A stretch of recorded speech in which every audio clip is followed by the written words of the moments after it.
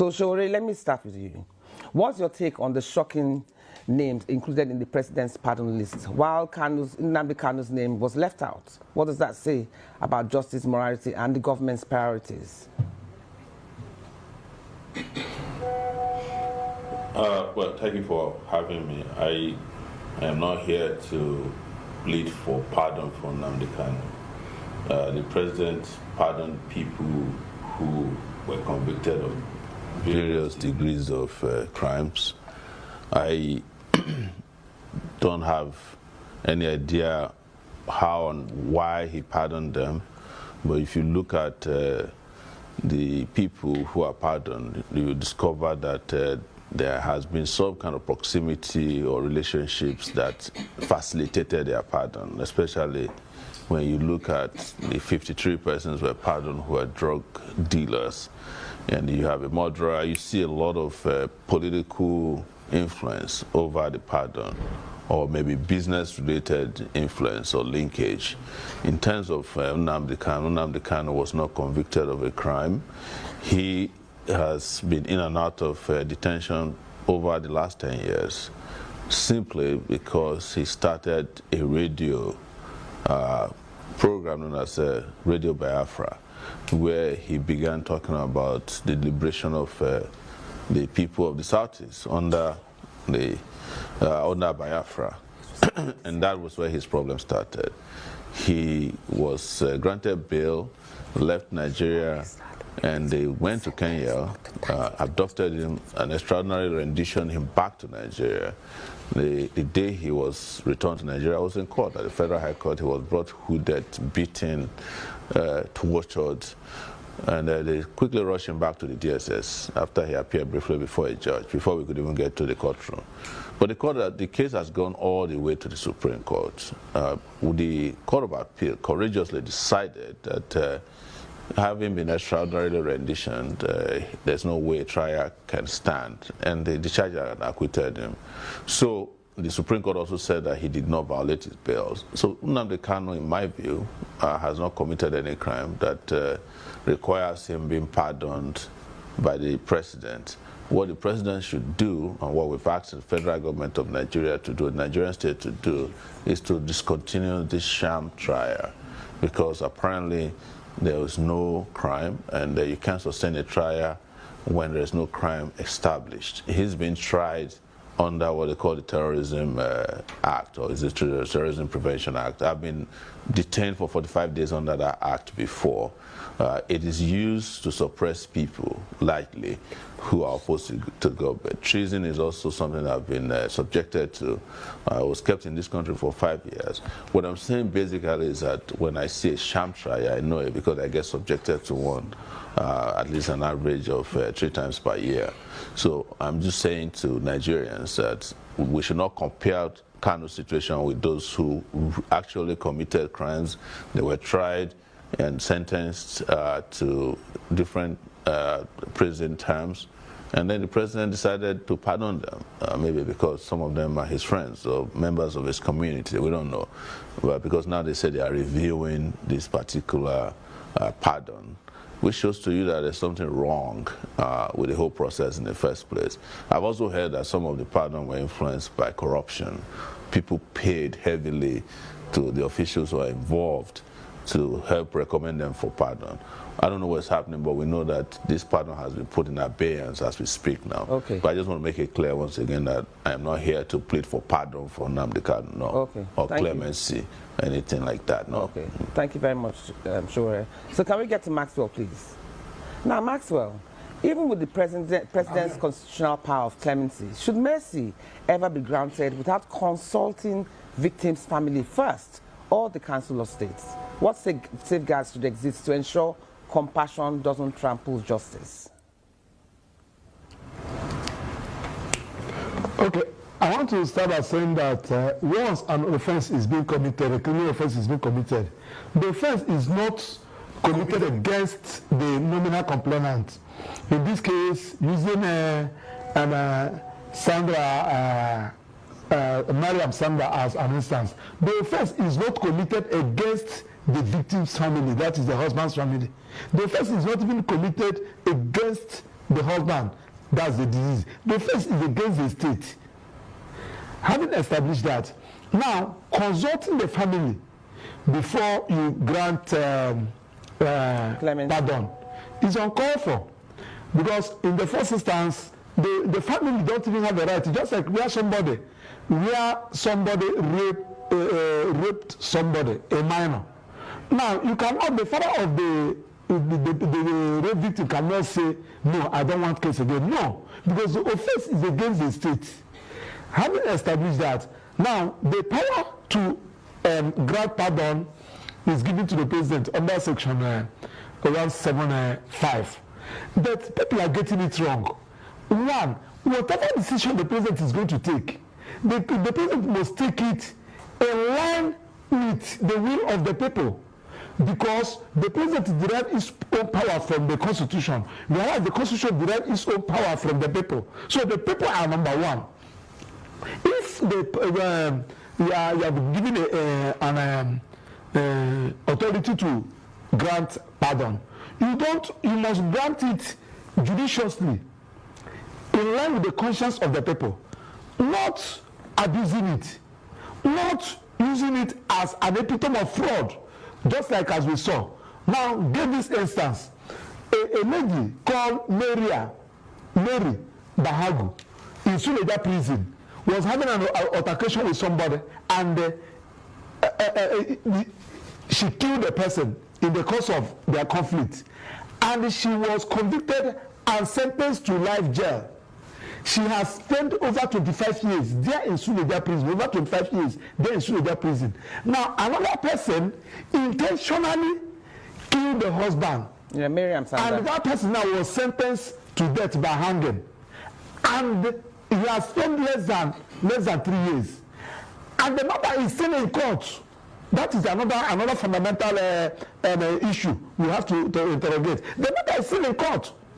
Now the president now exercises the power, granting this one that has to do with the murder and by hanging, pardon, and left to the other one that has her own is Maxwell life jail, and that has spent 25 years. I left that one. So you now see that this one must have paid money and this one did not pay money. That one is one. Then secondly, this one is the matter that is in court. You don't grant pardon in a matter that is in court. You allow the court to finish its course, because the lady, Miriam, has appealed against the judgment from Court of Appeal to Supreme Court.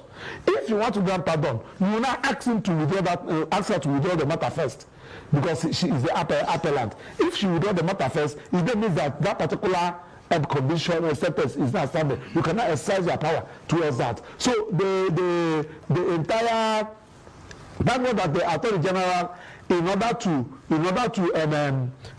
protect the interests of the government and the president, told us that they are still reviewing it. Whichever name you are calling, you call it. Nigerians are saying that you have abused it and you cannot, that one will not stand. So because we know that once the president exercises that power after the consultation of Council of State, it will stand. Now that Attorney General has said no, we still need to review it. Whichever way, okay. The president, he has the knife, he has the yam. He should take decision. Okay, thank you very much. Let's get to Dixon in the house.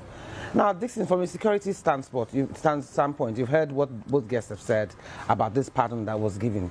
But does it expose the state as weak and inconsistent when you see things like this happen in its fight against security? Fantastic question.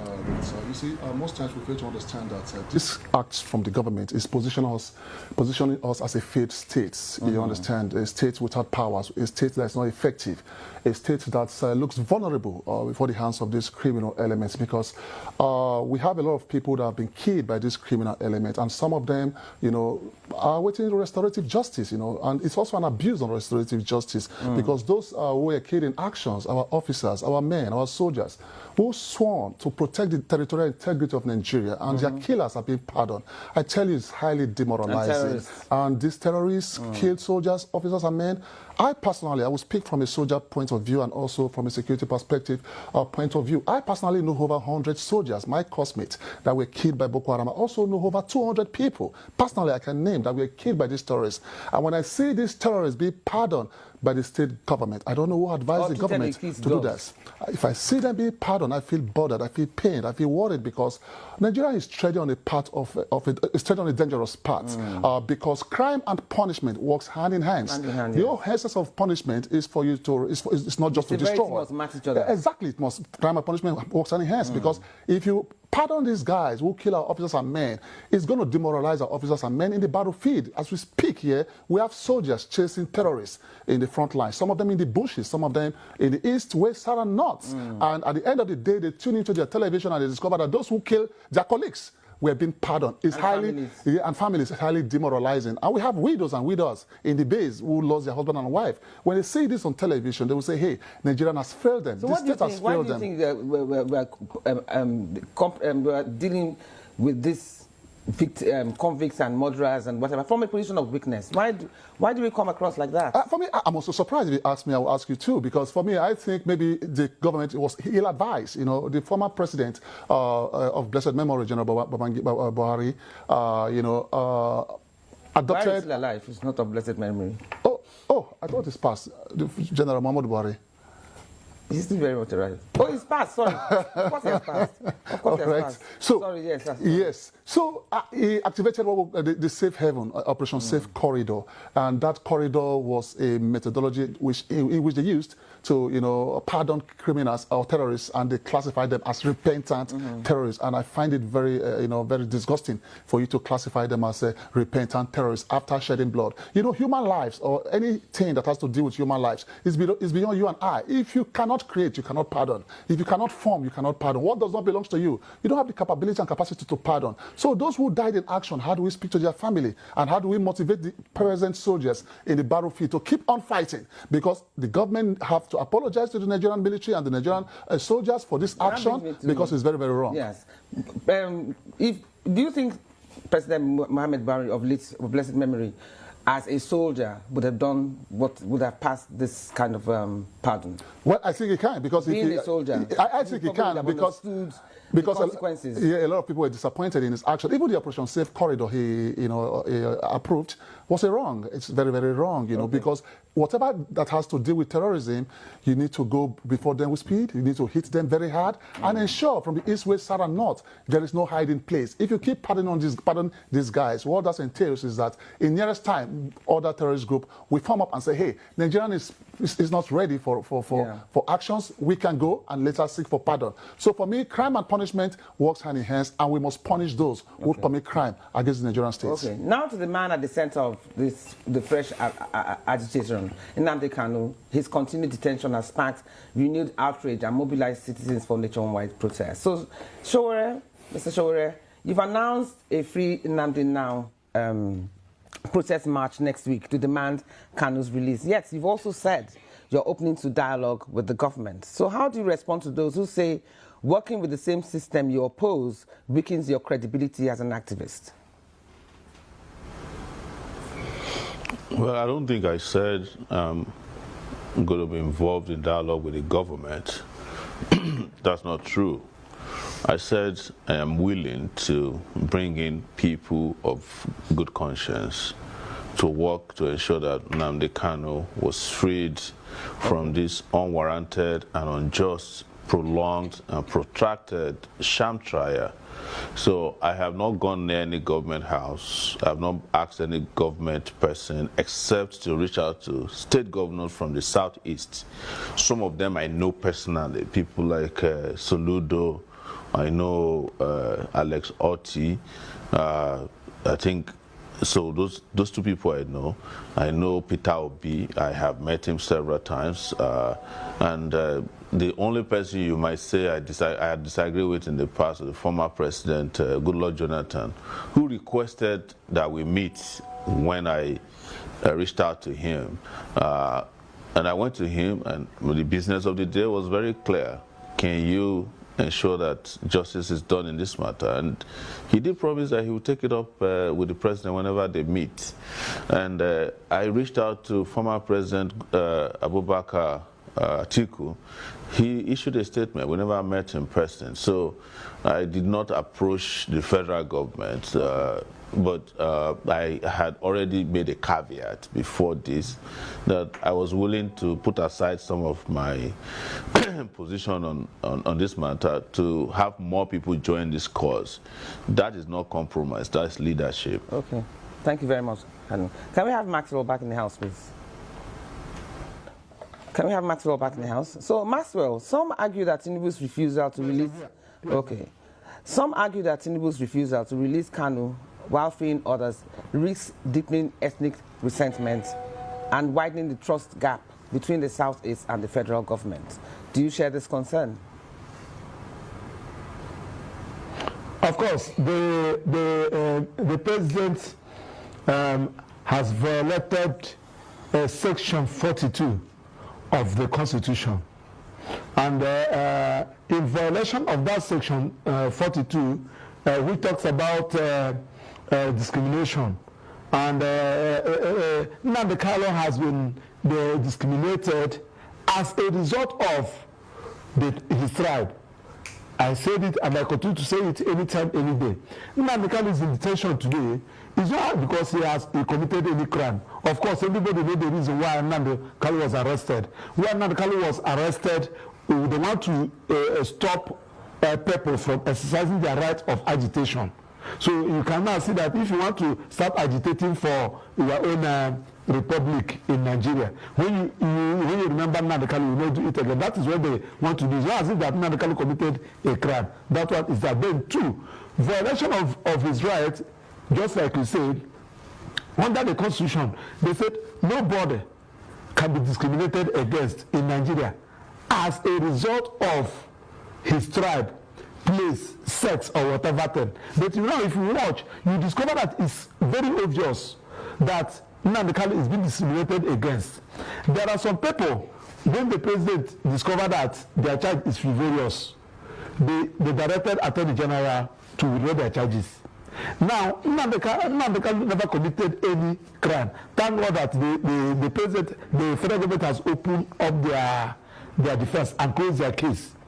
And the whole world have seen that this is just an act of embarrassing the federal government of Nigeria. Where you say that somebody committed a crime, you did not, out of terrorism, you did not produce one person who said that I was the person that committed this crime, and I committed it because of the comments made by Nnamdi Kanu or sponsored by Nnamdi Kanu.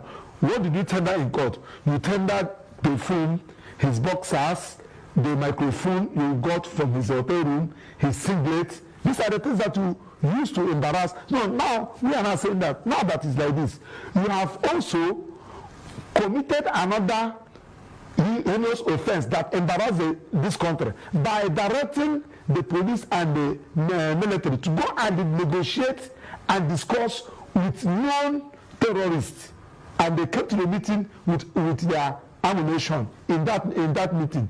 And the person who never committed anything, you allow him to languish himself. Where your own court of appeal have said that this man never committed any crime and you should release him forthwith. He refused to comply with that judgment. Court of appeal, Enugu State High Court, and the other State High Court, Federal Court has also given their own judgment and awarded 1 billion naira against federal government in favor of Nnamdi Kanu.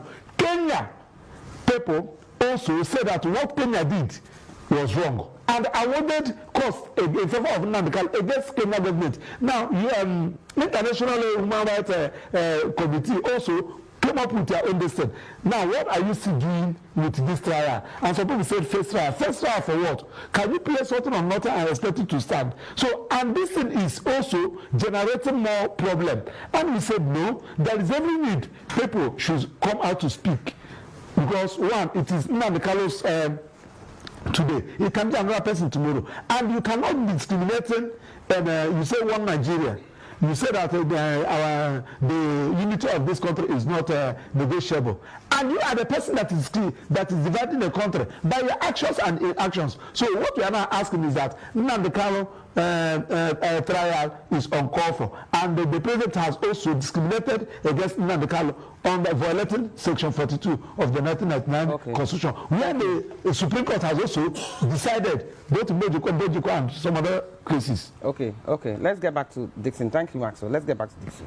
So what tactical and psychological steps should security agencies take this time around to prevent escalation when it comes to the protests from the protesters and civil unrest? Anything to avoid NSAS? NSAS, yeah. The NSAS issue was mismanaged, was not well managed. So what can be done now that they didn't do then? Exactly. What can be done now, with not even now, even as time goes on or time to come, is that the military and the security agencies must understand that the use of force must always be the last resort. You can't stop people from protesting. I think it's their own civil right to protest, peaceful protest, not negative protest that is going to bring down the state, which objective is to bring down the state.